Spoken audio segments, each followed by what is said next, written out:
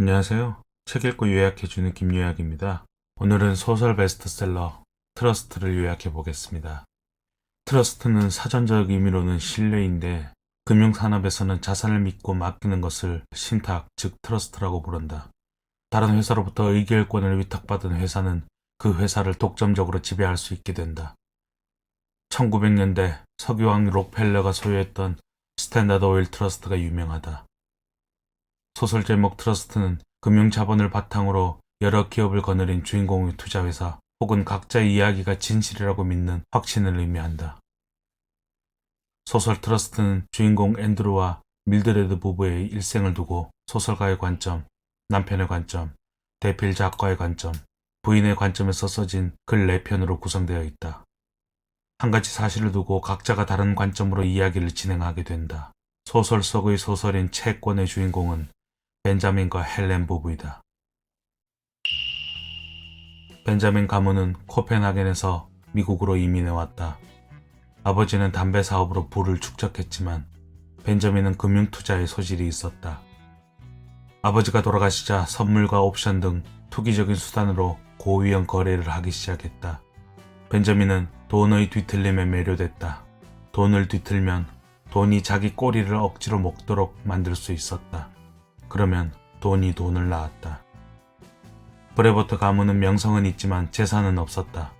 따라서 브레버트는 딸 헬렌의 교육에 힘을 쏟았다. 브레버트 가족이 유럽 여행 중에 제1차 세계대전이 터졌고 그 일을 계기로 벤자민과 결혼할 수 있게 된다. 벤자민은 공적인 활동이 필요하다고 느꼈고 헬렌은 이것을 활용해 인도주의적 활동에 참여했다. 헬렌은 자선재단을 운영하고 예술가들을 도왔다. 벤자민은 가진 현금을 바탕으로 금융위기에 더 큰 부를 축적한다.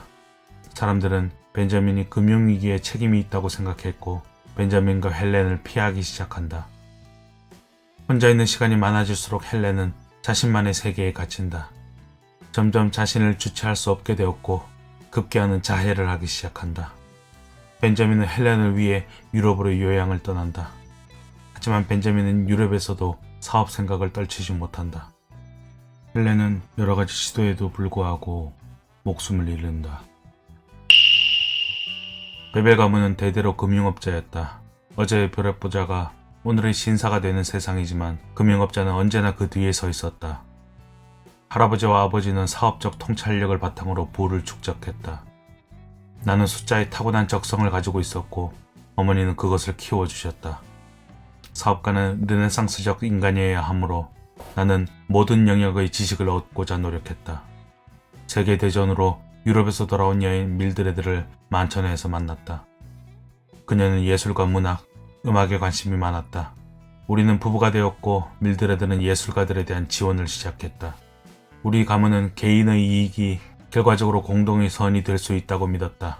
금융위기가 왔을 때 나는 시장이 올바른 길을 나아가도록 도움을 주었다. 주식 거래량을 티커테이프가 따라가지 못하던 시기에는 내 방법론과 본능이 역할을 발휘했다. 또 연방은행의 무질서한 간섭주의는 시장을 실패로 이끌 것이 분명하였으므로 나는 공매도할 수밖에 없었다. 밀드레드는 건강에 이상이 생기면서 추리소설에 대한 취향이 생겼다. 그녀가 읽은 추리소설의 내용을 듣고 있으면 접시의 음식이 차갑게 식는 줄도 몰랐다. 결국 밀드레드는 스위스의 요양원으로 옮겼다. 그곳은 밀드레드에게 어린 시절을 떠올리게 했다. 하지만 밀드레드는 자신의 미래를 예상한 것 같았다. 나는 23살이었고 뉴욕 외곽지 아파트에서 아버지와 함께 살았다. 아버지는 무정부주의자였고 자본주의를 싫어했다. 고향인 이탈리아를 떠나 미국으로 와 인쇄공으로 일했지만 매번 월세가 밀렸고 기본적인 생활비도 모자랐다. 나는 돈을 벌어야 했다. 신문 광고를 보고 찾아간 베벨 투자 회사에서 나는 앤드루 베벨 씨를 만났다. 앤드루는 해럴드 배너라는 인간이 자신과 자신의 아내 밀드레드를 빗대어 쓴 소설로 자신들을 모욕하고 있다고 했다. 사실을 바로잡을 필요가 있으니 자신이 얘기하는 것을 바탕으로 자서전을 쓰라고 했다.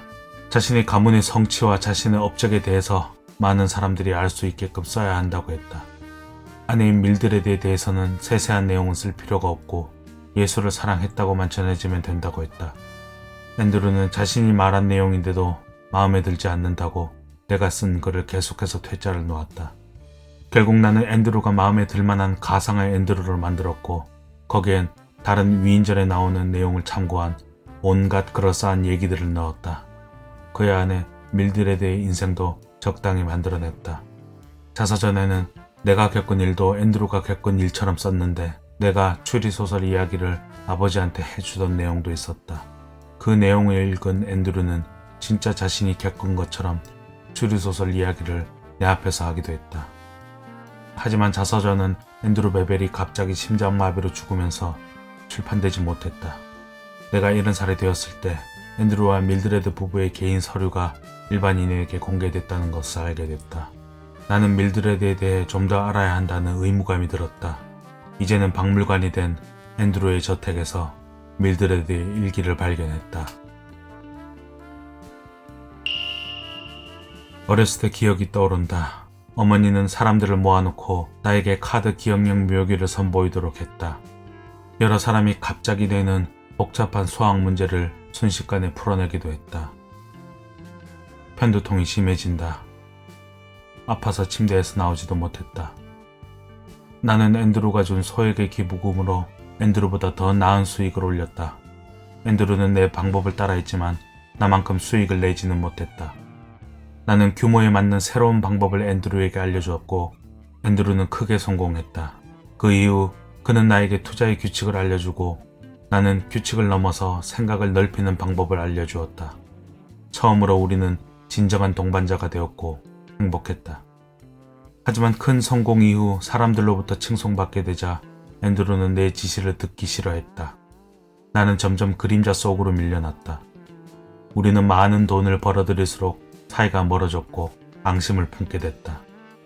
나는 지나가는 말로 앤드류에게 우리 금융 시스템은 뉴욕 증권 거래소 티커를 입력하는 4명에게 달려있다고 했다.